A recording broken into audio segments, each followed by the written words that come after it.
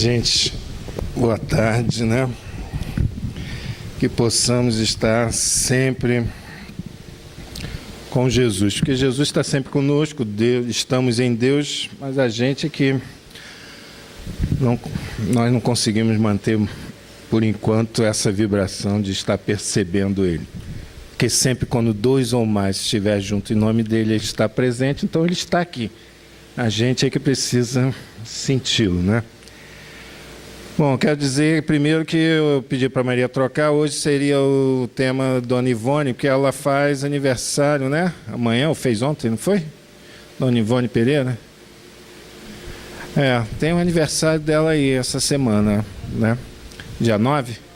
Foi ontem, né? Foi ontem. Então, eu não gosto de falar de uma pessoa. Então, quando eu desencarnar, se vocês tiverem alguma coisa de boa a falar comigo, não fala não, tá? Só sente e emite vibrações benéficas para mim. Eu vou estar precisando. Mas, então eu pedi para ela trocar e semana que vem que vai ser, né? Vai ter uma fala aqui sobre Dona Ivone, todo o trabalho que ela fez, grandioso, imenso, mas vai ficar para a semana que vem. Hoje seria mais próximo dela. Hoje o nosso tema é a parábola dos talentos. Contudo, qual vai ser o meu percurso? A parábola dos talentos, ela faz parte de um contexto maior. Vocês já ouviram aqui diversos palestrantes falar já várias vezes se referindo à parábola dos talentos como digamos assim, aquelas nossas construções que durante as reencarnações que nós vamos vivendo, a gente vai construindo. Os talentos nada mais são do que nossas habilidades, nossas tendências que nós, ao reencarnarmos, né, direcionamos. Então, Deus chega, ou o Senhor chega, você tem 5 talentos, vai, né? Aí aquele multiplica, mas a gente vai falar disso mais tarde. Mas eu vou começar primeiro fazendo o contexto. A parábola dos talentos está dentro daquilo que nos evangelhos chamam do discurso do sermão profético. Tá? Esse sermão profético começa com Jesus saindo do templo, os apóstolos apontando a grandiosidade do templo, e ele se dirigindo aos apóstolos, dizendo, quando estavam saindo, né? E estando assentada, e quando Jesus ia saindo do templo, isso está lá em Marcos, em Mateus, capítulo 24, e quando Jesus ia saindo do templo, aproximaram-se dele os seus discípulos para lhe mostrarem a estrutura do templo. Jesus, porém, lhes disse: não vedes tudo isto? Em verdade vos digo que não ficará aqui pedra sobre pedra que não seja derribada. Quando a gente começa a olhar o Evangelho, a gente estava conversando aqui no grupo de estudos sobre o Evangelho segundo o Espiritismo, e na introdução é colocado para a gente que, pelos Espíritos, pelas explicações, vão ser dadas as chaves para a gente ler certas passagens. E quando a gente percebe, quando a gente está lendo o texto, seja na Bíblia, seja o texto original, em alguma outra publicação, a gente tem que pensar duas coisas simples. A finalidade da nossa encarnação é a nossa melhoria moral e intelectual, tá?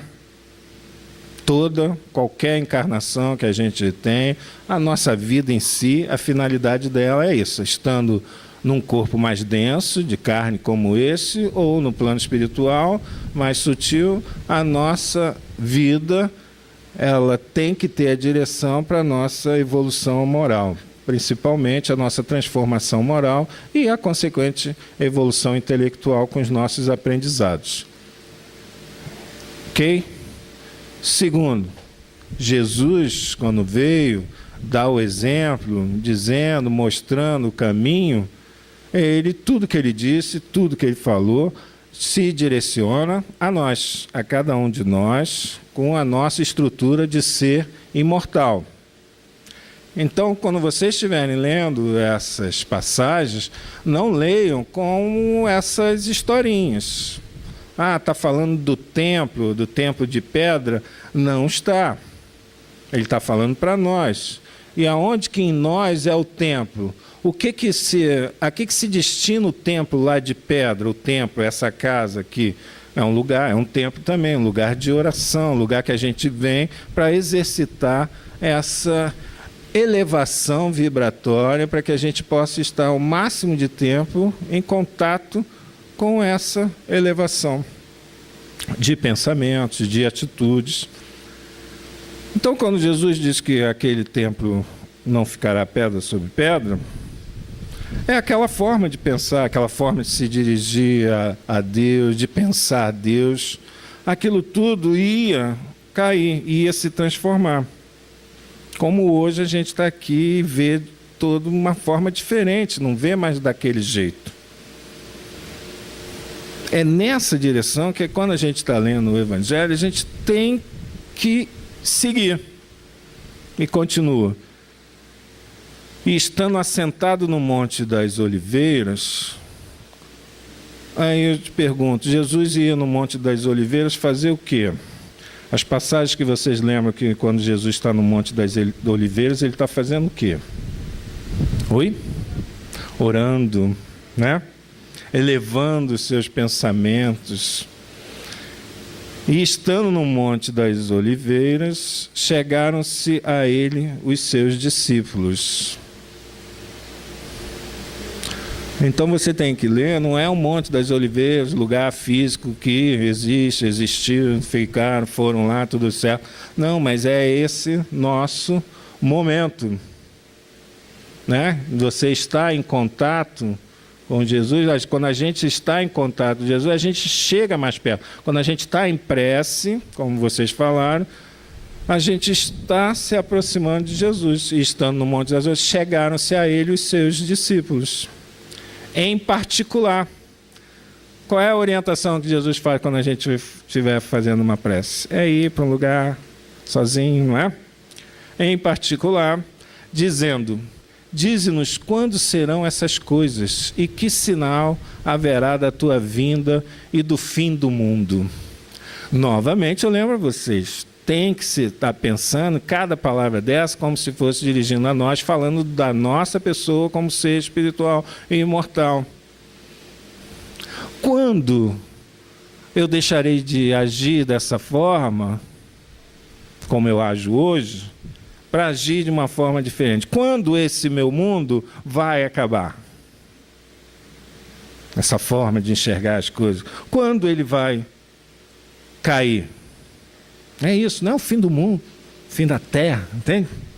Não, é o fim desse nosso mundo, dessa nossa forma de enxergar as coisas, de ver as coisas. Porque quando a gente está ainda muito preso às questões materiais, a gente estava comentando também lá no grupo, nossa vida é sempre meio, ai meu Deus, eu tenho que fazer isso, né? Ai, eu esqueci isso. Ai, a gente está sempre aflito, a gente está sempre se movimentando para lá e para cá, achando, tem que dar conta, isso, eu tenho que fazer comida, eu tenho que cuidar do meu marido, e não sabe tirar a toalha de cima da cama, né?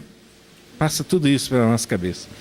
E a gente acha que tem que fazer, e quando a gente começa a perceber o mundo da forma como Jesus nos orienta, as coisas se transformam.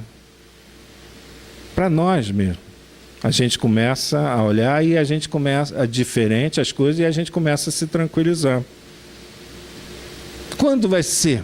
Qual o sinal disso? Quando vai ser o fim desse mundo? E Jesus respondendo disse-lhes: acautelai-vos, que ninguém vos engane, porque muitos virão em meu nome dizendo: eu sou Cristo, e enganarão a muitos. São teorias, né? Que chegam dizendo: vai por aqui que você vai se dar bem, você vai atingir a paz, A gente pode comparar as várias dietas, né?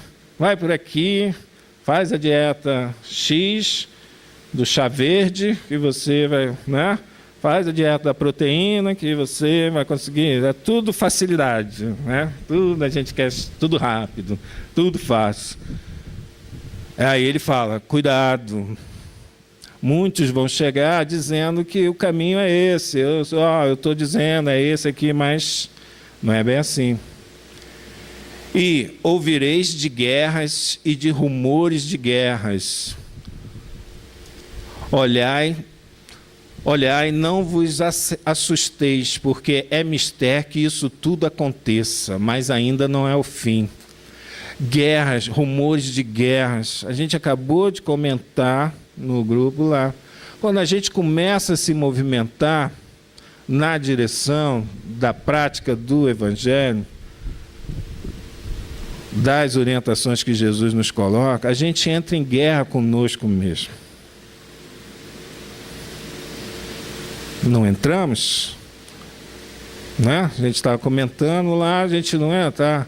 Caramba, você se pega falando, você já sabe que não deve falar dos outros, criticar, e você se pega falando. Ai, meu Deus, você está em guerra contigo mesmo. Você está no trânsito, eu sei que é só comigo que isso acontece. Você está no trânsito, alguém te fecha assim. Ah, não posso falar isso. Eu sei que é só comigo, vocês aqui já passaram por isso. Eu ainda não. Né? A gente está em guerra, a gente ainda não consegue agir durante a maior parte do tempo com essa postura e a gente fica lutando contra nós. É bom, lutar é bom. Não, a gente não deve se massacrar, né? Mas lutar contra essas nossas... Perceber que a gente já não deve fazer já é um grau de evolução, que antes a gente fazia e nem se dava conta. Ficava nervoso e nem se dava conta, e por aí vai. Porquanto se levantará nação contra nação e reino contra reino. Novamente, é sempre como se fôssemos nós. Nação contra nação, reino contra reino. São as pessoas que nos cercam. Você começa a se modificar, as pessoas estranham. Porque até ontem, você criticava todos os governos. Eu aprendi isso com Eladir. Que a gente deve orar para os nossos governantes. Então, né? Aí a gente fazia isso, e daqui a pouco você chega naquela roda dos parentes mesmo, e está todo mundo falando, você calado. Não, o que você é? Não, eu acho que a gente deve ter compreensão, eles estão numa situação muito difícil, é uma prova, né? As pessoas começam a te olhar estranho. Que prova? É isso, é aquilo. Mas você, não, calma. Talvez se a gente estivesse lá, a gente poderia estar também, é muita pressão. Aí você começa a passar outra noção que você já está aprendendo, que a gente deve compreender o próximo, as dificuldades de cada um, perdoar, porque a gente comete erros também. E as pessoas estão... Então você entra em guerra, você entra em nação contra nação, reino contra reino. Jesus falou, eu vim trazer a espada. Então é pai contra mãe, porque você já está mudando, é pai contra filho, filho contra pai, irmão contra irmão, porque saiu daquela vibração da multidão. Nós somos os Zaqueus que estamos querendo chegar a Jesus, mas somos baixinhos, precisamos de uma árvore, subir, a gente está no meio da multidão que não deixa a gente chegar e a gente quer sair. Mas todas essas coisas são o princípio de dores. Nossas dores íntimas. Se transformar, começar a agir dessa forma, causa dor na gente, porque a gente está acostumado a agir de uma forma milenarmente, né? Causa dor. A gente começa a ter aquela... mas vão me achar um panaca, vão me achar bobão, porque não respondi, porque não dei o troco. Você está saindo dessa vibração. Então vão vir dores. Então vos hão de entregar para os serdes atormentados. Né? E a gente não vai ser fácil. E matar-vos-ão, e sereis odiados de todas as gentes por causa do meu nome. É lógico que é um extremo, né, que ele está dizendo aqui. Mas pode acontecer da gente estar numa situação, num espaço, num lugar onde, se a gente falar de Jesus, dessas orientações, dessa postura, a gente vai ser perseguido. Então nós estamos no meio do que ele continua depois, no versículo 2, e por se multiplicar a iniquidade, o amor de muitos esfriará. Nós estamos nesse momento. As pessoas estão vendo muitas coisas aparecerem e muitas vezes se desanimam. O amor esfria porque não percebe que isso faz parte do processo. Então, estão percebendo como você deve ler essas partes do Evangelho em si, essas passagens? É sempre pensando na gente, no espírito imortal que cada um de nós é. Jesus está falando para a gente. Então, ele está dando as orientações. É um sermão profético. Isso vai acontecer com cada um de nós. Mas aquele que perseverar até o fim será salvo. Para nós, gente, perseverar.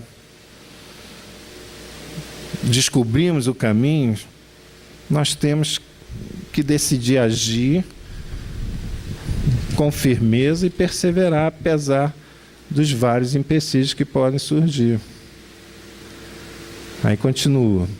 Quando, pois, virdes que a abominação da desolação, a gente comentou isso lá. O que é a abominação da desolação? É todas essas questões ligadas ao plano material, né? Os interesses, né?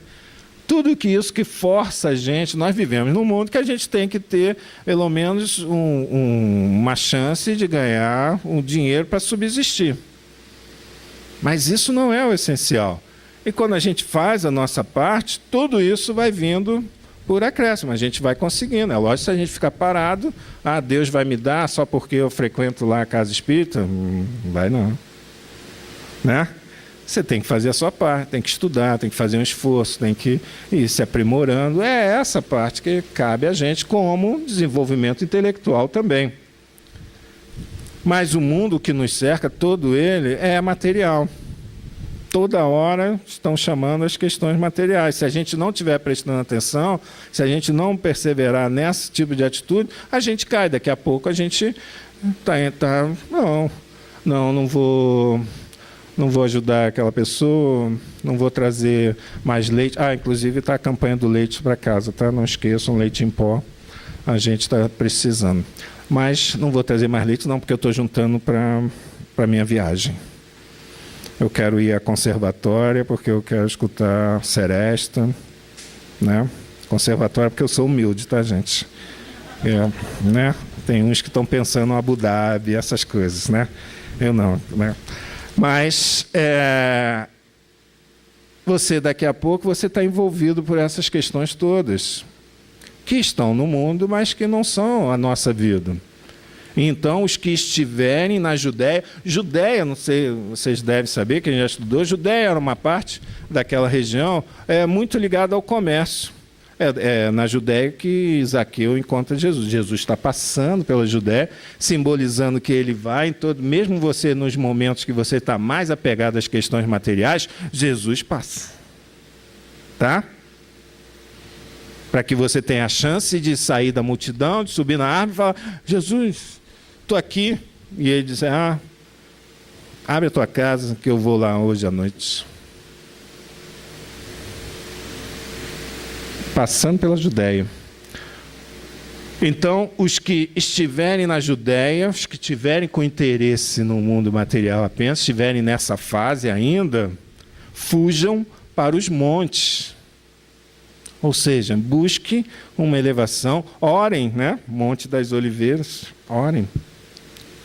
E quem estiver sobre o telhado, não desça a tirar alguma coisa de sua casa. Quem estiver no telhado, quem estiver na fase da razão, pura e simplesmente, olhando o mundo racionalmente, essa coisa, Não desça. Continue e vá. E quem estiver no campo, não volte atrás a buscar os seus vestidos. Quem tiver com uma vida mais simples, quem tiver numa fase isolado, muito pouco das pessoas, coisa e tal, vai embora. Não pense em voltar e pegar qualquer coisa. Continua. Sempre para continuar. Mas ai das grávidas e das que amamentarem naqueles dias. Por quê? Quais são os interesses, ou qual é o interesse primordial das grávidas e das mães que estão amamentando?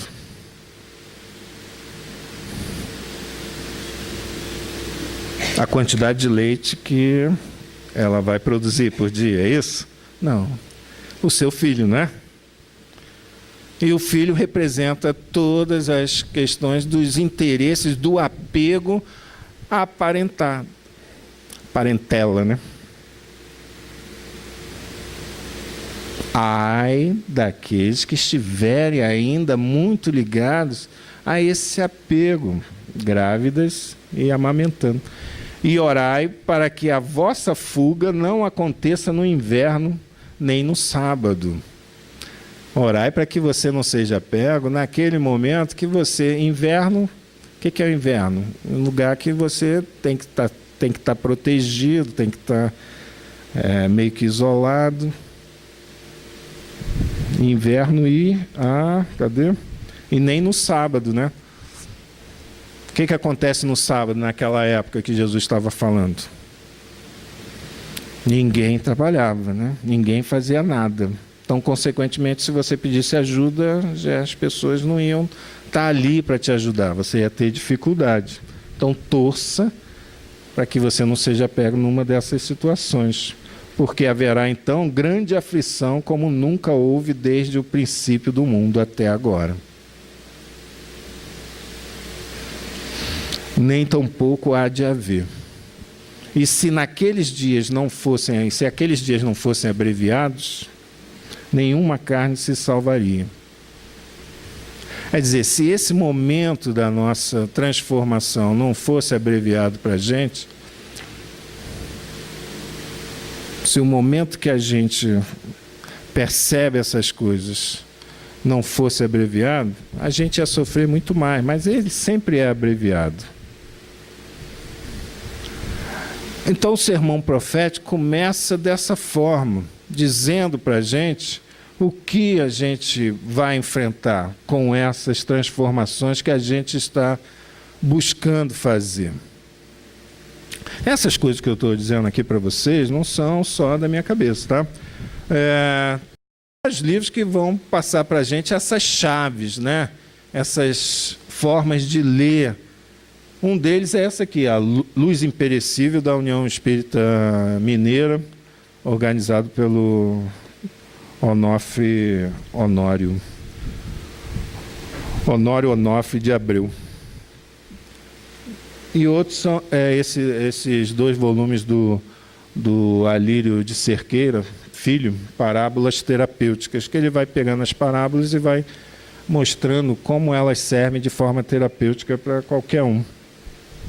Entre outros, né? Tem Estudando o Evangelho, do Martins Peralva.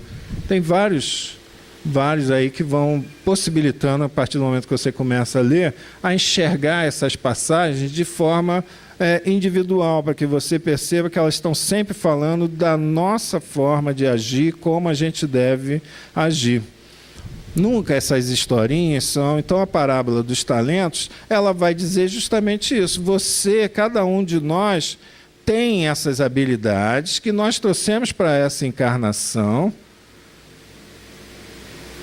que nos possibilitam ajudar as outras pessoas. Então, aquele que recebeu 5, tinha 5 talentos, aquele que recebeu 2 e multiplicaram, dobraram no tempo em que o Senhor deu para eles até o retorno dele, mostraram que eles não estavam apegados às coisas materiais, às pessoas, né? Eles multiplicaram. Eles distribuíram. Você multiplica quando você distribui, por mais incoerente que isso possa parecer. Você multiplica quando, nesse caso, das orientações de Jesus, você multiplica quando você distribui. Assim como também na questão financeira, se você faz investimentos no sentido de produzir empregos, criar empresas que deem resultado, você vai sempre multiplicar mais e mais aquilo. E você está dando emprego, você está dando condições de vida para várias famílias, várias pessoas, e por aí vai. Mas a gente vai chegar lá. Por enquanto, Jesus está dizendo o que vai vir antes lá. Porque as parábolas dos talentos e a anterior a ela, que vem dentro dessa parte que chamam de sermão profético, que é a parábola das 10 virgens, conhece? Aquelas 10 moças que saem para encontrar com o noivo, só que 5 delas são prudentes e levam azeite extra, para a lamparina ficar acesa mais tempo. E as outras 5 não. Como o noivo tarda a chegar, as que não levaram azeite extra, a lamparina apaga, né?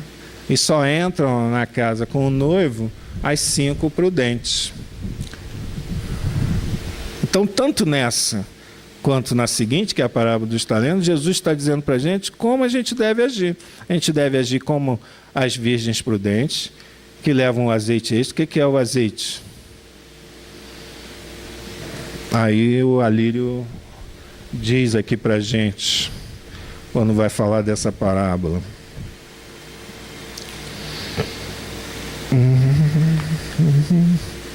As 10 virgens simbolizam toda a humanidade. As virgens prudentes representam as pessoas que estão buscando desenvolver o reino de Deus em si mesmas. Qual o significado do azeite? Significa o combustível, isto é, o esforço continuado, paciente e perseverante para fazer brilhar a luz interior. Essa busca por nossa melhoria moral, tá?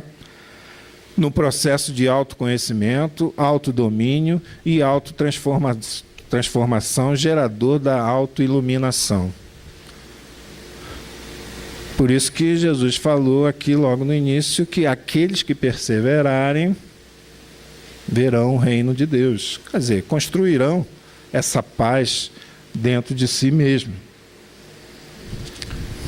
Aí continua, versículo 29. E logo depois da aflição daqueles dias, o sol escurecerá e a lua não dará a sua luz. Novamente, não é o sol físico, não é a lua física, é o que eles representam, o que o sol e a lua representam para a gente hoje, como astros, como... O sol nos dá a vida, nos dá condição, calor, né, para nos desenvolver, termos saúde, etc. E a lua? A lua também regula as marés, né, dá uma luminosidade, enfim, também são... astros que indicam caminho, de repente, a seguir. Mas escurecerão depois daquele sofrimento, porque a gente começa a passar essa transformação. Vêm as pessoas e começam a criticar-nos, a se afastar da gente, a gente começa a sofrer, de repente, perseguições. E se a gente não tiver essa vontade firme, essa certeza e que isso tudo é passageiro e faz parte do processo, a gente desiste. O sol escurecerá e a lua não dará sua luz, e as estrelas cairão do céu e as potências dos céus serão abaladas. Potências do céu também, a gente pode entender como essa carga de amigos da espiritualidade que nós temos. Mas se a gente duvida de tudo, a gente passa a duvidar até da presença deles. Será que eu tenho mesmo? Será que meus parentes estão perto de mim? Ou aqueles que gostam de mim, de outras encarnações, estão perto de mim para me ajudar? Isso vai se abalar. Então aparecerá no céu o sinal do Filho do Homem. E todas as tribos da terra se lamentarão, e verão o Filho do Homem vindo sobre as nuvens do céu com poder e grande glória. E ele enviará os seus anjos com um rijo clamor de trombetas. Os Espíritos já estão nos alertando que está chegando uma fase que não haverá mais dúvida. Assim como na época de Kardec surgiram os fenômenos das mesas girantes para chamar a atenção de todos, está chegando uma fase em que a mediunidade, aquele fenômeno das línguas de fogo que os apóstolos falaram no Pentecostes, todas as línguas das pessoas que estavam ali, estrangeiros, etc., vai acontecer isso. Foi? Calor. Eu vou suando, que eu aproveito a sauna. Preciso manter esse meu corpinho sarado. Saradíssimo. Obrigado. Então vai chegar esse tempo que não vai haver mais dúvida.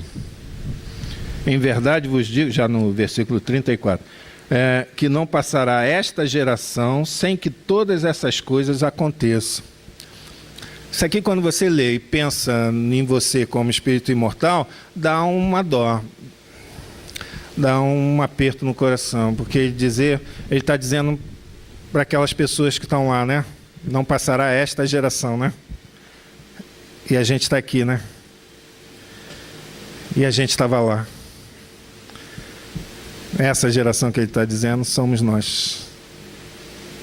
Nós ainda estamos aqui e não passará. Quando a gente ainda não viu isso tudo, então a gente não conseguirá. Só quando a gente conseguir ter a certeza dessa realidade toda, só quando vocês olharem para esse ambiente e mesmo sem ver, tiver a certeza de que está repleto de amigos, de parentes, de pessoas como nós que querem estudar, que querem se transformar, que querem evoluir, que querem ser pessoas melhores. Só quando vocês tiverem certeza que isso aqui, em qualquer lugar, está repleto de pessoas à sua volta, em todos os momentos, não só as com corpo físico, mas com um corpo mais sutil, você vai estar vivendo esse momento, vai ter se transformado. O céu e a terra passarão, mas minhas palavras não hão de passar. Porém, aquele dia e hora, ninguém sabe. Então não é. Então Jesus volta para a gente e diz: olha só, vai fazendo a sua reforma íntima. Vai buscando, perseverando, confiando. Porque o dia do nosso desencarne, aquele dia que a gente vai voltar para a pátria espiritual, nossa pátria verdadeira, ninguém sabe. Nem os anjos do céu, nem o Filho, mas unicamente meu Pai. E como foi nos dias de Noé, assim será também a vinda do Filho do Homem. Então, esse estado de coisas, cada vez que a gente estiver fazendo esse processo, nós vamos estar ajudando a transformação do nosso planeta. E a gente nem vai perceber. Então ele compara os dias de Noé. Noé recebeu a missão e enquanto estava construindo a arca, fazendo todo o trabalho, as pessoas estavam vivendo conforme sempre viveram. Ele diz isso aqui. E como foi nos dias de Noé, assim será também a vinda do Filho do Homem. Porquanto, assim como nos dias anteriores ao dilúvio, comiam, bebiam, casavam, davam-se em casamento, até o dia em que Noé entrou na arca. Nós estamos falando, vocês já ouviram diversas vezes, vários palestrantes estão aqui falando sobre a nossa transformação de mundo de provas e expiação para mundo de regeneração. Já está acontecendo, gente. A arca já está se levantando. Mas as pessoas continuam fazendo as mesmas coisas, muitos ainda não se alertaram. A arca já está aí subindo. Daqui a pouco vem a chuva forte. O dilúvio, né?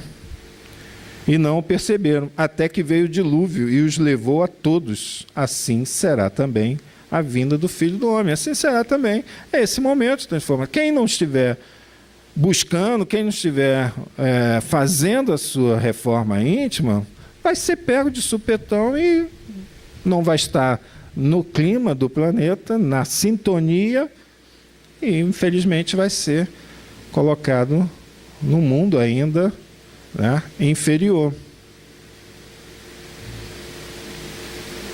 E então, estando dois no campo, será levado um e deixado o outro. Estando duas moendo o moinho, será levado a uma e deixado a outra. Então, metade, caramba, metade da nossa população que eu digo é tanto encarnados quanto desencarnados, tá? Não vão estar fazendo esse caminho, esse percurso. Aí, versículo 42 ainda, do capítulo 24 de Mateus, e continua. Vigiai, pois, porque não sabeis a que hora há de vir o vosso Senhor. Por isso que lá ele vai contar a parábola das virgens. Olha, fazei como as virgens prudentes. Vai construindo o seu caminho, vai juntando o seu azeite. Mas isso requer esforço contínuo. Enquanto a gente não tiver no nosso dia um tempo específico para a gente estar lendo coisas sobre essas questões que envolvem nosso ser espiritual, a gente ainda está negligenciando, a gente ainda não está vigiando. Nós viemos para cá, repito, a chave para ler é essa. Nós viemos para cá com o objetivo da nossa melhoria. E a gente só melhora moralmente quando a gente entende isso.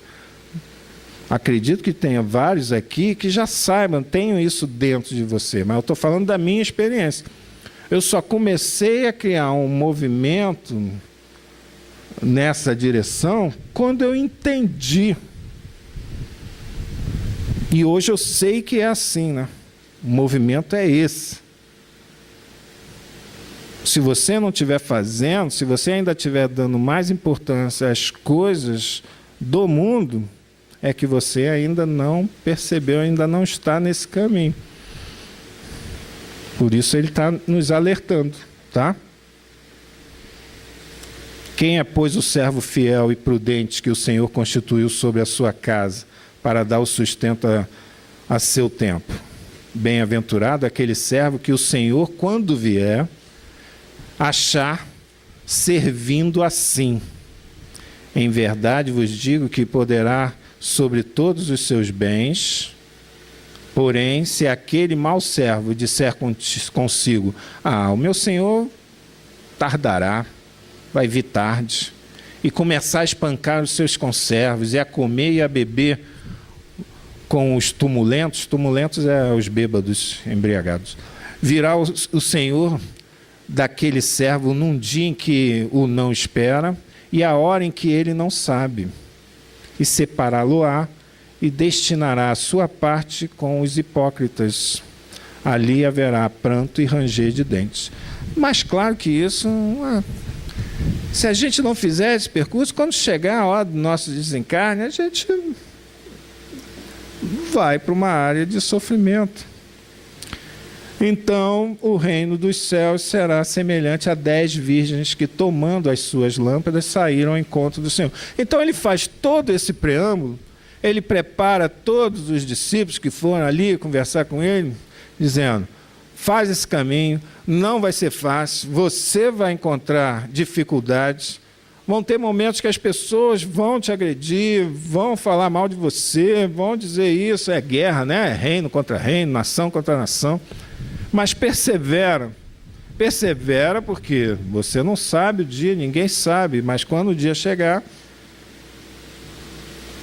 vai ser assim. Se você não estiver nesse caminho, vai para o lugar de pranto e ranger de dentes, sofrimento.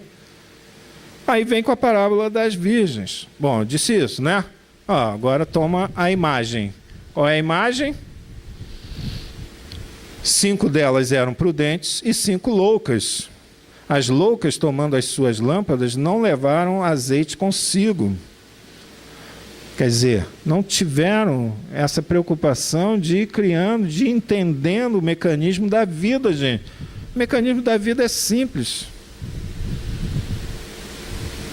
A lei de causa e efeito, ou seja, quando você provoca uma causa, ela gera um efeito. Se a causa é boa, o efeito é bom. Se a causa não é boa, né? Então não tem como fugir. O que a gente vive hoje, ninguém é vítima, nenhum de vocês é coitadinho. Eu tenho que aturar, meu filho é isso, meu irmão, minha mulher, meu marido, meu pai, minha mãe. Ninguém aqui é coitadinho. Se você está passando o que está passando, é porque você tem responsabilidade com aquelas pessoas, é porque você contribuiu para que ela esteja no estado que ela se encontra junto a você, e por consequência você tem responsabilidade na transformação dela. Mas a transformação dela é a base da chicotada? É a base do teu exemplo, da tua guerra íntima, do teu silêncio, muitas vezes, em ouvir as questões, as injúrias, digamos assim, como aparece aqui, que você não fez nada para merecer nessa encarnação, nesse momento, mas que talvez, provavelmente, você já tenha injuriado vários lá atrás. Mas as prudentes levaram azeite em suas vasilhas com as suas lâmpadas, e tardando o esposo, todas adormeceram. Mas à meia-noite ouviu-se um clamor, e aí vem o esposo, sai ao encontro dele. Então todas aquelas virgens se levantaram e prepararam as suas lâmpadas. Só que as loucas disseram às prudentes: dai-nos do vosso azeite, porque as nossas lâmpadas se apagam. Mas as prudentes responderam, dizendo: não seja caso que nos falte a nós e a vós. Quer dizer, se eu der o que eu tenho, vai faltar a nós duas. E ninguém dá o conhecimento, o percurso que já fez por si só. Então vão procurar quem venda, ou seja, vai fazer o seu percurso. Só que nessa ilha, quando elas voltam, o quê? O noivo já não está mais lá. E tendo elas ido comprá-los, chegou o esposo, e as que estavam preparadas, entraram com ele para as bodas, e fechou-se a porta. E depois chegaram também as outras virgens, dizendo: Senhor, Senhor, abre-nos. E ele respondendo disse: em verdade vos digo que vos não conheço. Vocês não estavam comigo. Vocês não fizeram percurso. Vocês não foram ao Monte das Oliveiras. Vocês não chegaram perto de mim. Vigiai, pois, porque não sabeis o dia nem a hora em que o Filho do Homem há de vir. A gente não sabe quando a gente vai desencarnar. Sempre é tempo, né, da gente começar o caminho. Aí continua. Aí agora ele vem, porque isto é também como o homem. Vejam que a parábola dos talentos vem depois disso tudo para ratificar, para confirmar como mais uma imagem. E isto é também como um homem que, partindo para fora da terra, chamou os seus servos e entregou-lhes os seus bens. E a um tendo 5 talentos. Os talentos são as nossas construções. Nós, não é Deus, toma 5, você toma 2, toma 1, não. É a representação do que a gente tem direito quando a gente reencarna. Então, se eu construir várias habilidades, eu vou vir com várias habilidades, de acordo com aquilo que eu estou planejando, ou que eu planejei com a ajuda dos amigos do plano espiritual, mais esclarecidos do que eu, para essa encarnação. Mas todos nós temos talentos. Uns têm 1, 2, outros têm 5, mas todos nós temos talentos. O que são talentos? Possibilidades para a gente ajudar o próximo. A gente não pode dizer que não tem tempo, que não tem condição. A gente pode sempre arrumar, ajustar as coisas, porque A necessidade prioritária é da busca do reino de Deus, ou seja, de amar ao próximo, a Deus acima de tudo, né? Sobre todas as coisas, e ao próximo como a nós mesmos. Gente, mas amar o próximo não é a questão que muitos pensam, eu tenho que distribuir sopa de madrugada para aqueles que estão morando na rua. Ajudar o próximo é você, no ambiente de trabalho, ter paciência, por exemplo. Estar sempre disposto a ajudar, a servir o trabalho de outro, mesmo que não seja a tua obrigação. É mostrar essa caridade, essa transformação do homem em tudo. É você calar para uma ofensa, não agredir, não reagir. Tudo isso é amar ao próximo também. Então, todos nós temos talentos que podemos usar sim. Né? Ou uma voz bonita, que pode acalmar cantando. Ou a gente tem uma habilidade que a gente pode ajudar fazendo isso para alguém, ajudando, trocando uma lâmpada, fazendo qualquer coisa. Mas a gente pode, cada um de nós tem talento. Agora, se a gente egoisticamente esconde isso e não distribui, não reparte, aí é o que ele fala aqui, é para aquele que escondeu. Com medo do Senhor, olha só a desculpa dele. Devias então ter dado o meu dinheiro aos banqueiros, e quando eu viesse, receberia o meu com os juros. Quer dizer, se você não sabe fazer, se você diz que não sabe fazer, tem medo de fazer, então dê para aqueles, se junte àqueles que saibam fazer e vá fazer com eles. É o que a gente faz aqui na casa. A gente acha que não tem condição de fazer trabalho sozinho. A gente, por nós mesmos, não vamos visitar, não vamos ninguém no hospital, não vamos fazer, temos vergonha disso. Então a gente vem para esses grupos, pode ser um grupo espírita, uma igreja, enfim, de qualquer grupo, a gente se junta para tentar fazer. Mas esconder o talento é um ato egoísta que ninguém deve fazer. O que vai acontecer com esse que não reparte o seu talento, não busca multiplicar? Lançai, pois, o servo inútil nas trevas exteriores. Ali haverá pranto e ranger de dentes. Trevas exteriores é mais uma encarnação difícil, né? Talvez no mundo primitivo. Fim do sermão profético. Vou fechar.